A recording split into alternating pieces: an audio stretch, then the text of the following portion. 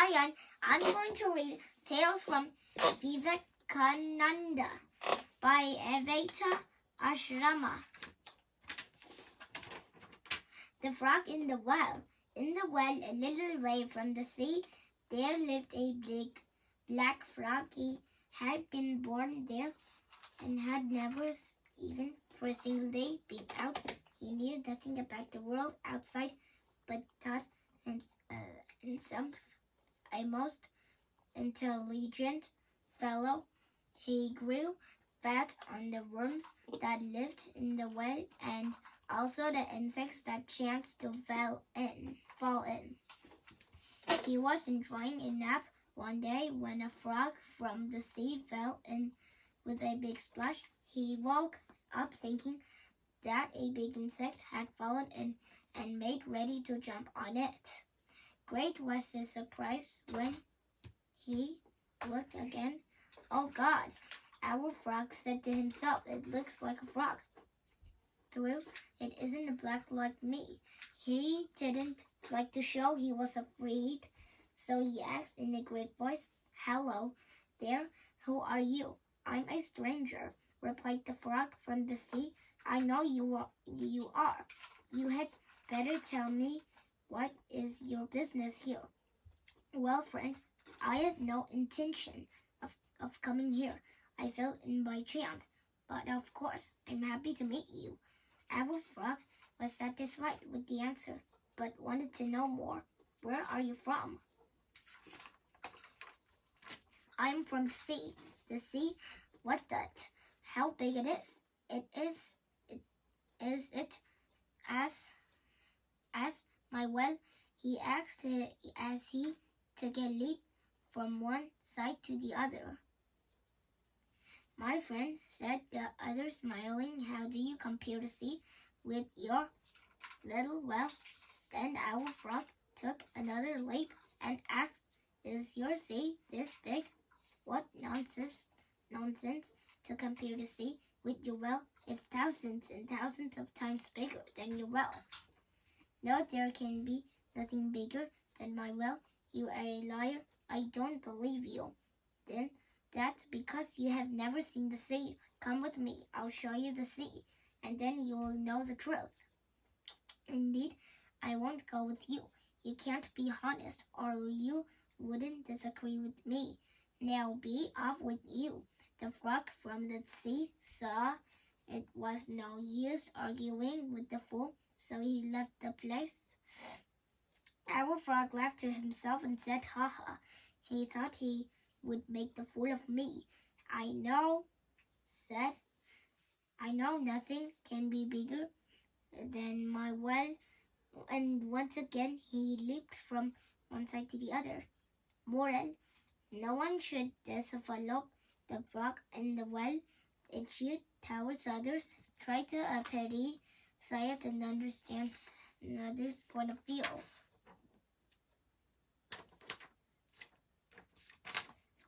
The Three Boons. Three was an ugly boy named Haru. He was undersized and had a little nose. He was always shabbily dressed, for he was very poor and had nobody to look after him but his widowed mother. He worked hard but could earn only a little because he was not educated, but his mother managed with whatever he earned, so Haru was happy. His only problem was that the little boys of his village used to tease him for his little nose. As time passed, Haru grew to man who, when his mother died, Haru was very much distressed. He knelt by her bedside and cried, "Oh, mother, now you have left me. Who look after me? Who cook for me?" His neighbors came to console him. The elders of the village whispered together and drew him aside. "See, Haru, your mother is Your mother is dead now, said the headman, and you have nobody to look after your household. So we think you had better marry. What do you say? Harold blushed at the proposal, but he liked it. Sir, he stammered, I'll let you know my mind tomorrow. After completing his mother's funeral rites, Haru came back home. He was feeling lonely. Our headman is correct, he said to himself. I will have to marry. He then sat on the veranda, putting the chin on his palm, and started thinking about his marriage.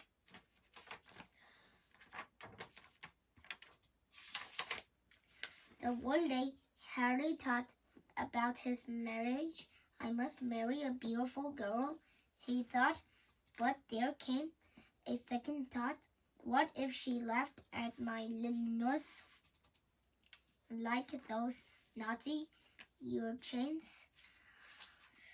Oh no, I shan't marry any beautiful girl. He started thinking again. And after a long time, he came to a decision. The very next day, he met the village headman. I agreed to marry, said Haru, after dropping a courtesy, but the girl must have a little nose. But Haru, the old man, asked, why are you making such a choice? Otherwise, sir, replied Haru, fixing the gate on his toes. She may take for me for my little nose.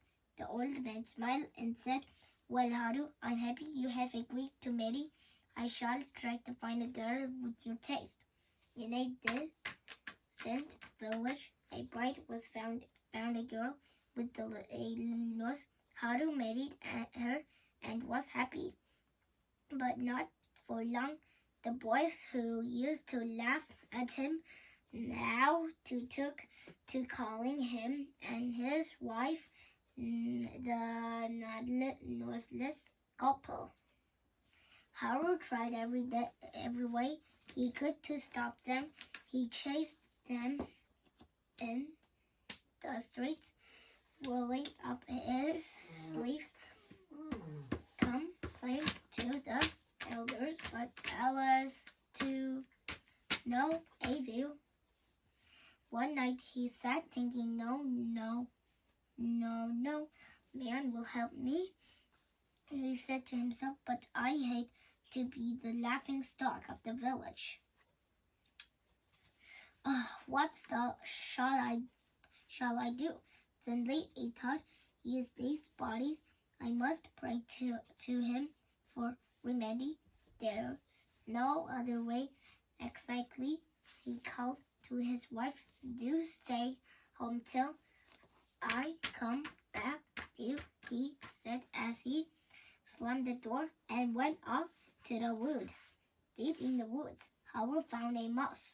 Ground a rock sunk deep into the earth. He sat down on it and prayed till past. He neither moved nor took notice of anything around him, but prayed instantly. His secretary perpetrated a certain God who appeared before him. Howard's heart jumped when he saw the God before him. With great humility, Howard prostrated himself the rose and sat on his knees and wife with folded hands. He said, Lord, be kind to me and grant my prayer. The kind God smiled and gave him 3 boons to ask with 3 throws of dice. Howard ran to give the news to his wife. Dear, dear, he shouted, knocking hard open quick. When his wife opened the door, he went straight in and sat down. on his bed like a king. His wife was alarmed and could make nothing of such behavior. "Do bring a glass of water," ordered Haru. She did not move a step but stood on the threshold and stared at him. "But what's the matter?" shouted Haru angrily. "Hurry up and bring me water."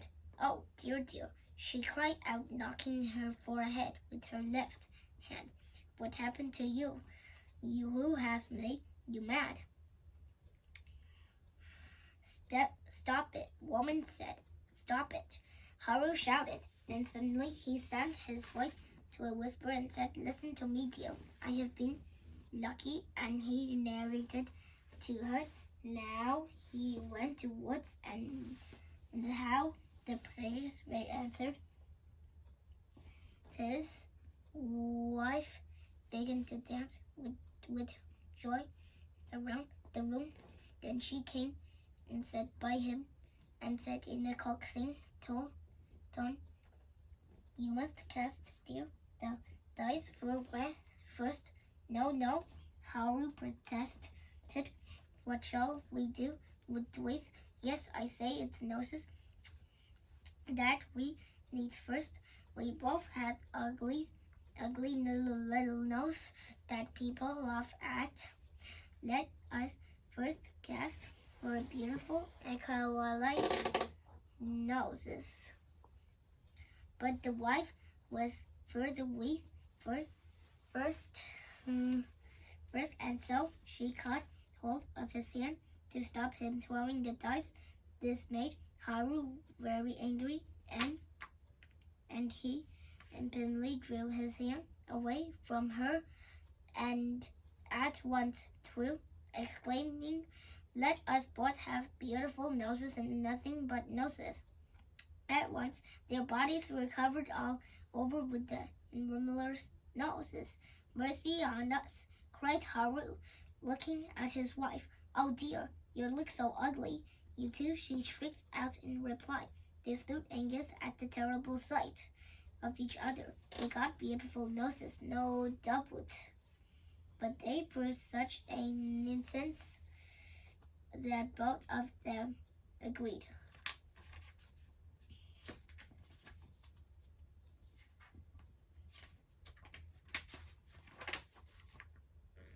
Asking for the removal of the stone, but Alice,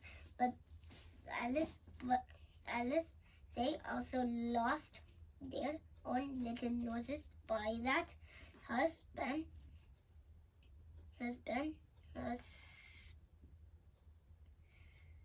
husband and wife looked at each other in dismay. They now looked uglier than before.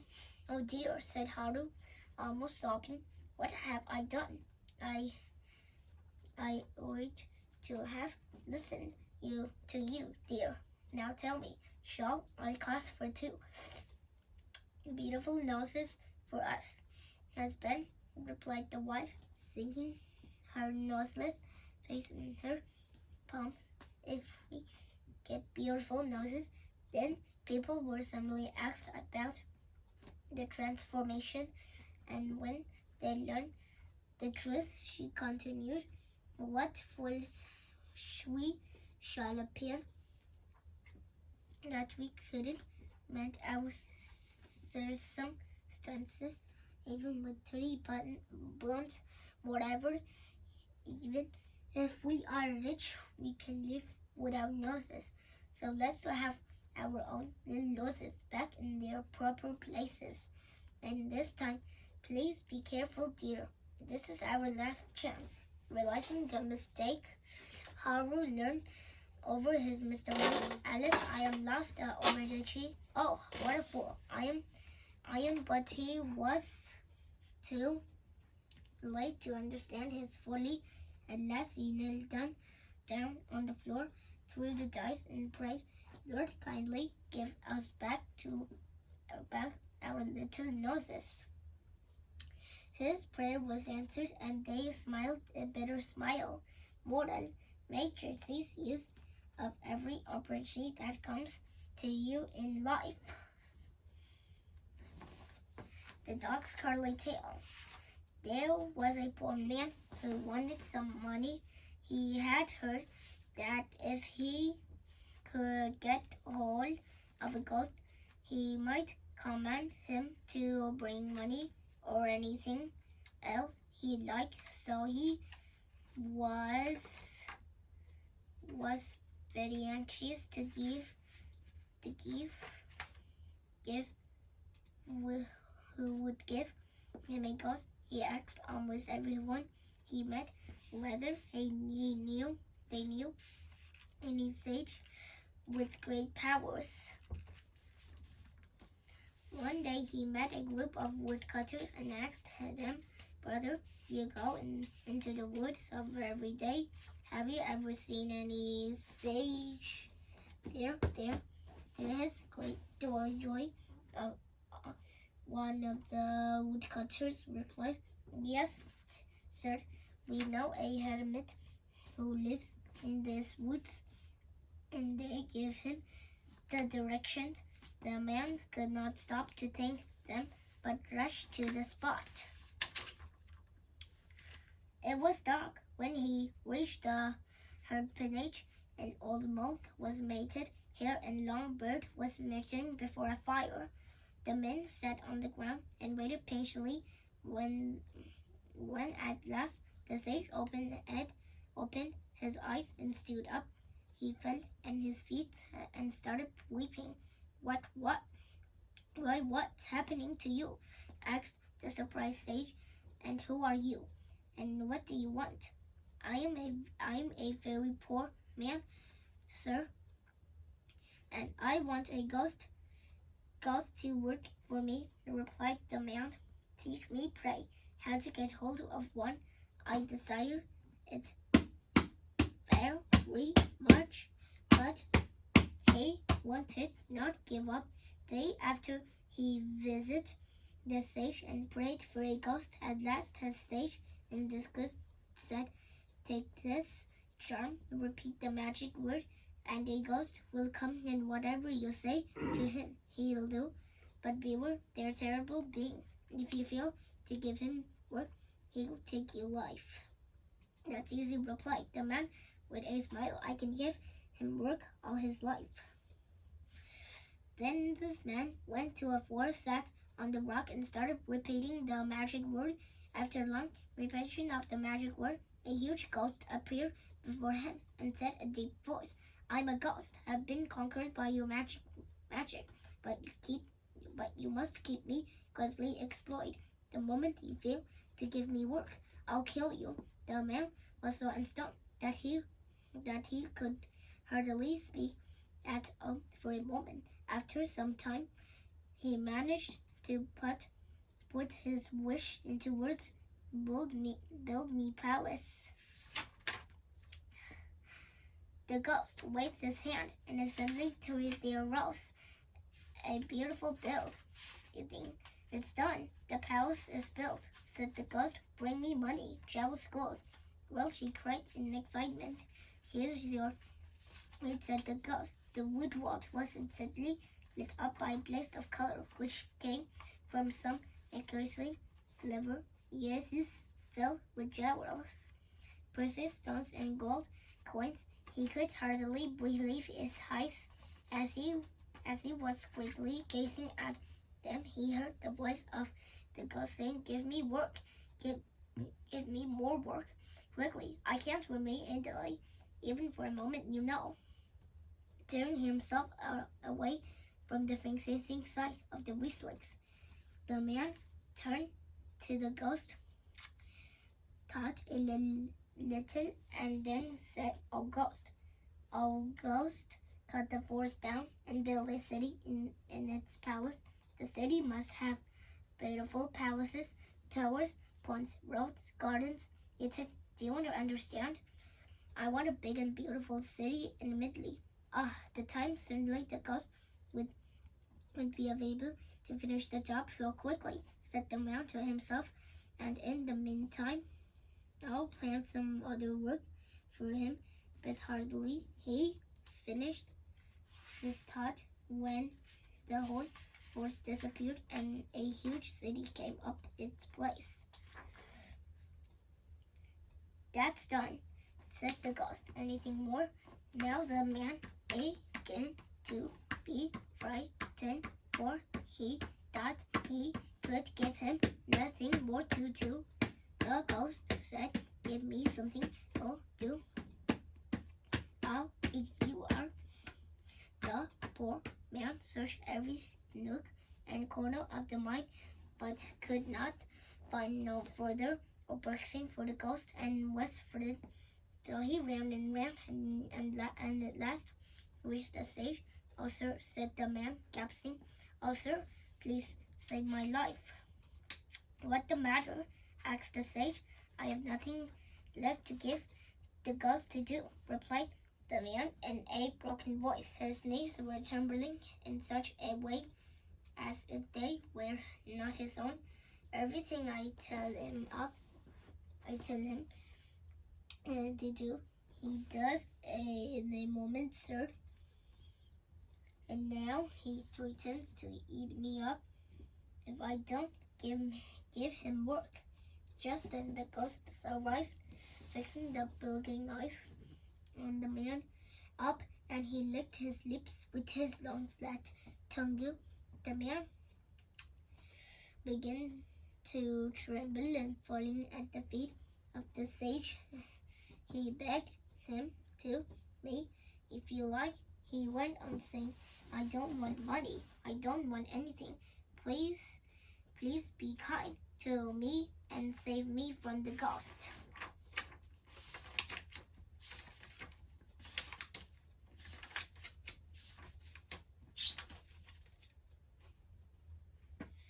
The sage felt pity for the poor man and said, "Your fool will stand up. There is no time to lose." Then, pointing to a dog that was lying nearby, he said, "Look at that dog. Was a curly tail. Take a weapon.